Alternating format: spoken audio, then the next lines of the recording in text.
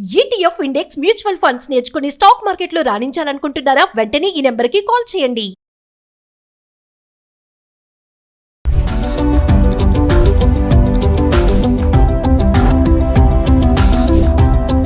Hi hello నమస్తే, welcome back to Suman TV. ప్రస్తుతం మనతో పాటు ఉన్నారు డాక్టర్ గిరిజ గారు, ఎనస్థియాలజిస్ట్, ఫిట్నెస్ అండ్ హెల్త్ కోచ్. మేడంతో మాట్లాడదాం. నమస్తే మ్యామ్. నమస్తే నవీన. మేడం, ఉమెన్ ఎట్ 35 అంటారు కదా, ఆ ఏజ్కి వచ్చినప్పుడు మహిళల్లో చాలా ప్రాబ్లమ్స్ వస్తూ ఉంటాయి. అంటే హెల్త్ ఇష్యూస్ పక్కన పెడితే జనరల్గా మాట్లాడుకుందాం, కోపము, ఫ్రస్ట్రేషన్, చిరాకు, ఇంకేంటంటే ఇరిటేషన్, హస్బెండ్ పైన కోపడతారు, పిల్లల పైన కోపడతారు, ఇంకా కుదిరితే ఇంటికి ఎవరైనా వచ్చారనుకోండి, ఆ టైంలో కూడా వాళ్ళకి చిరాకు వస్తూ ఉంటుంది. అంటే ఆ ఏజ్ ప్రభావం అనుకోవాలా, ఆ టైంలో వాళ్ళకి మెంటలీ స్ట్రాంగ్గా ఉండాలి అని అంటే మీ దగ్గర నుంచి కొంచెం టిప్స్ ఏమైనా ఉన్నాయా? అయితే ఉమెన్ ఎప్పుడైతే ఈ 30-35 అరౌండ్ స్టార్ట్ అయిన తర్వాత ఏమవుతుందంటే హార్మోన్స్ ప్రాబ్లమ్స్ మొదలవుతాయి. ఇంతకుముందు మన పెద్దవాళ్ళు ఉన్నప్పుడు 40-45, ఆ ఏజ్ 50 ఉండేది. సో ఇప్పుడు ఏమవుతుందంటే మన కెమికల్స్ వల్ల, జెనెటికలీ మోడిఫైడ్ వల్ల ఇది 30-35కే స్టార్ట్ అవుతుంది. హార్మోన్స్ అన్నీ అటు ఇటుగా తగ్గేటప్పుడు ఏమవుతున్నాయంటే మూడ్ స్వింగ్స్ అవ్వడము, అంటే అనుకుంటూ ఉన్నారు ఇలాగే తను అని ఇంట్లో ఫ్యామిలీ సపోర్ట్ కూడా రాదు. చిరాకు పడడము, చిన్న చిన్న దానికి ఏడవడము, అండ్ ఏమీ లేని దాన్ని తీసుకొని రద్దాంతం చేయడము, బాగా పెద్దగా సాగదీయడం, పెద్దగా సాగదీయడము, తనదే సాధించాలనడము, లేక కొన్ని చోట్ల డిసిషన్ తీసుకోలేకపోవడము, నిద్ర సరిగ్గా పట్టకపోవడము, చెమటలు రావడము, కాన్ఫిడెన్స్ లెవెల్స్ తగ్గిపోవడము, ఇలా ఎన్నెన్నో ప్రాబ్లమ్స్ ఉమెన్ సఫర్ అవుతూ ఉంటారు. ఆఫీస్లో కాన్ఫిడెన్స్ లెవెల్స్ తగ్గిపోతూ ఉన్నాయి. అక్కడ ఈ టైంలో ఏంటి అంటే తను తెలుసుకోవాల్సింది ఏంటంటే అది హార్మోన్స్ వల్ల అలా అవుతూ ఉందని. నేను ఇంతకు ముందు ఇలా లేను, ఇప్పుడు ఎందుకు ఇలా అవుతుంది? కేవలం పీరియడ్స్ కంటే ముందు వచ్చేటప్పుడు జస్ట్ కడుపు నొప్పి రావడము, కాస్తంత మూడ్ స్వింగ్స్ రావడము, లేక డిప్రెషన్ ఉండడము, అలా ఉండేది. కానీ ఇప్పుడు రోజంతా నెలసరి ఇదే ఉందన్నమాట. ఇంట్లో వాళ్ళు అబ్బా మీ అమ్మ ఇంతే అని పిల్లలకి చెప్పి విసుక్కుంటావు, చిరాగ్గా ఉంటావు, ఎందుకు అలా అవుతున్నావు, ఎందుకు ఇలా తయారయ్యావు అని చెప్పి హస్బెండ్ కూడా తన పైన మాటలు అంటానే ఉంటారు. తను కూడా అర్థం చేసుకోవాలి కదా మేడం, అంటే తన ఏజ్ ఇప్పుడు ఇలా ఉంది, సో మూడ్ స్వింగ్స్ ఉంటాయి, తన హార్మోన్స్ ప్రభావం అనేసి తను కూడా పట్టించుకోరు. అంటే కొంతమంది ఉన్నారు అలాంటి వాళ్ళు. ఇటు తను భర్త, ఓ పక్కన పిల్లలు కూడా మేడం, ఏంటి అసమాట కోపడతావు, అరుస్తావు ఎందుకు, మెల్లగా మాట్లాడొచ్చు కదా, రిలాక్స్ గా ఉండొచ్చు కదా, ఎందుకు అంతా నువ్వే చేస్తున్నా అని ఫీల్ అయిపోతావు అని పిల్లలు కూడా అంటున్నారు. కరెక్ట్. మరి ఇక్కడ ఏమవుతుందంటే తనకు తెలియదు ఏమవుతుంది అని తెలియదు తనకి. అట్లీస్ట్ తనకు తెలిస్తే తన ఫ్యామిలీ మెంబర్స్కి చెప్తుంది, నా ఏజ్ ఇలా అవుతుంది, సో నాకు హార్మోన్స్లో డిస్టర్బెన్సెస్ వస్తున్నాయి, నాకు ఇర్రెగ్యులర్ పీరియడ్స్ స్టార్ట్ అయ్యాయి, అందుకు నేను ఇలా ఉన్నాను, మీరందరూ ఫ్యామిలీ మెంబర్స్ నాకు కోఆపరేట్ చేయండి, నేను ఇన్ని ఏళ్లగా నేను చేస్తూ వస్తున్నాను, ఇప్పుడు నా హార్మోన్స్ ఇలా అవుతున్నాయి కాబట్టి నాకు మీరు అర్థం చేసుకోండి నన్ను అని ఎప్పుడైతే తను చెప్తుందో అప్పుడు ఫ్యామిలీ మెంబర్స్ నుంచి కాస్తంత ఒక 5%, 10% ఓ మా అమ్మ దానివల్ల ఇలా అవుతుంది అని అనుకోవడం జరుగుతుంది. అయితే ఈ టైంలో తను ఏం చేయాలి అంటే ఇన్ని రోజులు ఫ్యామిలీ కోసము, పిల్లల కోసము, భర్త కోసం, పని కోసం ఇలా అందరినీ ప్రయారిటీ చేసుకుంటూ వచ్చింది. ఇప్పుడు ఏం చేయాలంటే ఈ పీరియడ్లో ఎప్పుడైతే మూడ్ స్వింగ్స్ ఇర్రెగ్యులర్గా స్టార్ట్ అవుతున్నాయో, ఎప్పుడైతే యాంగ్జైటీ లెవెల్స్ స్టార్ట్ అవుతున్నాయో, గుండె దడదడ కొట్టుకోవడం మొదలవుతుందో, నిద్ర సరిగా పట్టట్లేదు అనేది, ఇవన్నీ ఉన్నప్పుడు ఏంటంటే తన గురించి శ్రద్ధ తీసుకునే సమయం మొదలైంది అని అర్థం. అది అంటే మహిళలు పనిలో పడి, బాధ్యతల్లో పడి, పిల్లలు, భర్త, అత్త, మామ, ఆడపడుచు, ఇవన్నీ అంటే ఇన్ని సిగ్మెంట్స్ ఇప్పుడు ఈ మధ్యకాలం లేవు అనుకోండి, కానీ కొంతమంది ఉన్నారు మేడం ఇంకా అలా చూసుకునే వాళ్ళు. అంటే అందులో పడిపోయి మన పైన మనము ఇంట్రెస్ట్ పెట్టట్లేదని అనొచ్చు అంటారా? డెఫినెట్లీ మనం ప్రయారిటైజ్, మన గురించి మనం మర్చిపోయేసాము. ఇంట్లో అత్తగారు, ఇంట్లో భర్త, ఇంట్లో పిల్లలు ఆడికి అయిపోతున్నాయి.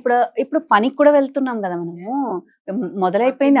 అందరూ వర్కింగ్ ఉమెన్సే, ఆల్మోస్ట్ 90% వర్కింగ్ ఉమెనే, 10% ఇంట్లో ఉంటున్నారు. ఇంట్లో ఉన్నా కూడా వాళ్ళు వేరే బాధ్యతలు తీసుకుంటూ ఉన్నారు. సో ఇలా ఉన్నప్పుడు ఏమవుతుందంటే వర్క్ ప్రెషర్స్ స్టార్ట్ అవుతున్నాయి, ఇంట్లో ప్రెషర్స్ స్టార్ట్ అవుతున్నాయి, అందరి నీడ్స్ సాటిస్ఫై చేయడంలో తన్ని తాను మర్చిపోతూ ఉంది. అక్కడ స్టార్ట్ అవుతుంది ఇష్యూస్ అన్నమాట, ఈ హార్మోనల్ ఇష్యూస్. సో మెంటల్లీ మరి వర్కింగ్ ఉమెనే కానీ, ఇంట్లో ఉండే లేడీసే కానీ స్ట్రాంగ్గా ఉండాలంటే మేడం, మరి ఈరోజు మీరు చెప్పే టిప్స్ ఏంటి? మా మహిళలందరూ వెయిట్ చేస్తున్నారు, మేడం ఏం టిప్స్ చెప్తారనేసి. అంటే మేము స్ట్రాంగ్గా ఉండాలి, ఫిట్గా ఉండాలి, సో ఫిట్నెస్కి టైం ఎలాగా ఉండదు అనుకున్నది పక్కన పడేద్దాము. సో స్ట్రాంగ్ గా ఉండాలి మెంటల్లీ. అంటే ఇటు హస్బెండ్ నుంచి ఇటు పిల్లల నుంచి కూడా ఒక్కొక్కసారి బాధ అనిపిస్తుంది మేడం, అబ్బా నన్ను అర్థం చేసుకోవట్లేదు, నన్ను ఎందుకు వీళ్ళు ఇంతకాలం నేను చేసి పెట్టాను కదా, ఇప్పుడు ఇలా ఎందుకు బిహేవ్ చేస్తున్నానని, వీళ్ళు ఎందుకు థింక్ చెయ్యరు మా గురించి అనేది ప్రతి మహిళ మైండ్ లో ఇది ఉంటుంది ఖచ్చితంగా. నన్ను మీరు చక్కగా పక్కన కూర్చోబెట్టుకొని ఏమైంది, ఎందుకు ఇలా ఉంటున్నావు, ఎందుకు కోపం వస్తుంది నీకు, చెల్లపోతున్నావా అని అడిగితే ఎంత బాగుంటుంది మేడం. మరి ఒక్కసారి మరి మన లేడీస్ కి చెప్పండి ఎలా స్ట్రాంగ్ గా ఉండాలి. ఎలా స్ట్రాంగ్ గా ఉండాలంటే మొత్తం ప్రపంచాన్ని నేను మోయట్లేదు, నేను మాత్రమే మోస్తున్నాను, ఇంకా మిగతా వాళ్ళు ఎవరు కాదు, నేను మాత్రమే ఇంపార్టెంట్. సో నా గురించి నేను కొంచెం ఆలోచించుకోవాలి. పొద్దున్న లేస్తూనే ఒక అరగంట మన కోసం మనం స్పెండ్ చేసుకునేలాగా మనం ఎప్పుడైతే రోజు కేటాయిస్తామో అప్పుడు మనము చాలా మెంటలీ స్ట్రాంగ్ అవుతాం. అయితే ఆ టైంలో ఏం చేయాలి, ఆ హాఫ్ అన్ అవర్ మనమని తీసుకున్న టైంలో మనము ఒకటి భగవంతునికి మనకి ఇంకొక రోజు బ్రతకడానికి అవకాశం ఇచ్చినందుకు కృతజ్ఞతలు చెప్పుకోవాలి. అయితే మన శరీరాన్ని మనం ఎంత కష్టంగా ఉన్నా కూడా అది పనులు చేయడానికి సహకరిస్తుంది. ఈ శరీరాన్ని ప్రేమించాలి మనం. అండ్ అలాగే మనము అద్దంలో చూసుకొని మనం ఎలాగో అమ్మాయిలు మనం చేస్తూ ఉంటాం, మనం బాగున్నాము ఎక్కడ అద్దం కనబడితే అక్కడ ఆగిపోతాం. సో దాన్ని చేసుకోవాలి. అంటే అదే పనిగా మనం ఉండి నేను చాలా బాగున్నాను, చూడు ఇలా ఉన్నాను ఇలా ఉన్నాను అని అలా అనుకోవాలి. ప్లస్ మెడిటేషన్ చేయాలి. ఒక 5 minutes మెడిటేషన్ చేస్తే చాలు, ఎక్కువ అవసరం లేదు. అండ్ మళ్ళీ ఇంకా మిగతా టైంలో ఏంటి అంటే అఫర్మేషన్స్ రాసుకోవాలి. నేను ఈరోజు నా డేని మంచిగా కొనసాగుతాను, ఏది ఏమైనా కూడా 5 things నా చేతిలో ఉండేది. నేను ఎవరితో ఎదుటి మనిషి ఎటు మాట్లాడినా నేను మాట్లాడేది మాత్రమే నా చేతిలో ఉండేది.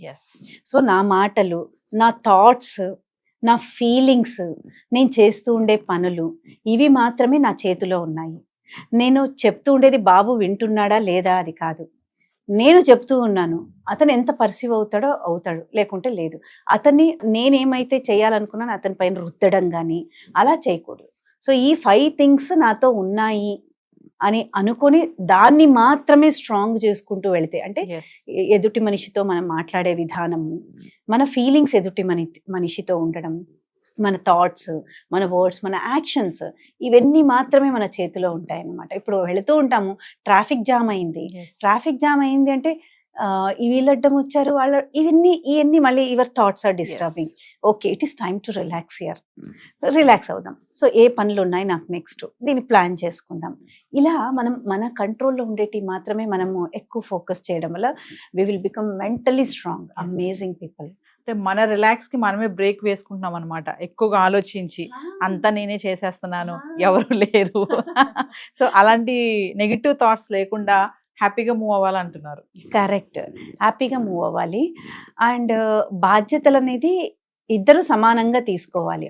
అయితే నేను ఈ బాడీని మంచిగా చేసుకుంటేనే నేను ఇంకా ప్రొడక్టివిటీ నాది మంచిగా పెరుగుతుంది అనే థాట్లో ఉండాలి. అండ్ ఇంకొకటి చాలా ఇంపార్టెంట్, ఈ మధ్యకాలంలో ఏమైపోయామంటే నేను నా సంసారం అంతే నాకు కావాలి, అలా కాకుండా మనకి ఎంత వీలవుతుందో మిగతా వాళ్ళకి ఎవరైనా బాధ ఏమైనా చెప్తూ ఉన్నప్పుడు మనం వినడం కానీ, వాళ్ళకు ఒక సజెషన్, మంచి సజెషన్ ఇవ్వడం కానీ, ఇలా మనము మాటల ద్వారా ఇవ్వచ్చు, డబ్బుల పరంగా ఇవ్వచ్చు. ఇంకొకరిని మనం ఎప్పుడైతే ఆదుకోవాలి అని అనుకునే థాట్లో ఉంటామో మన మనసు కూడా చాలా ప్రశాంతంగా ఉంటుంది. థ్యాంక్ యూ గిరిజ గారు. మరి మా మహిళలు అనవసరంగా మేమో బాధపడిపోయి అంతా మేమే భారం అంతా మేమే మోసేస్తున్నాం అని ఫీల్ అయిపోతారు కొంతమంది. సో అంత అలా వెళ్లకుండా కొంచెం రిలాక్సేషన్గా ఆలోచిస్తే హ్యాపీగా ఉండొచ్చు. Thank you madam. Thank you so much.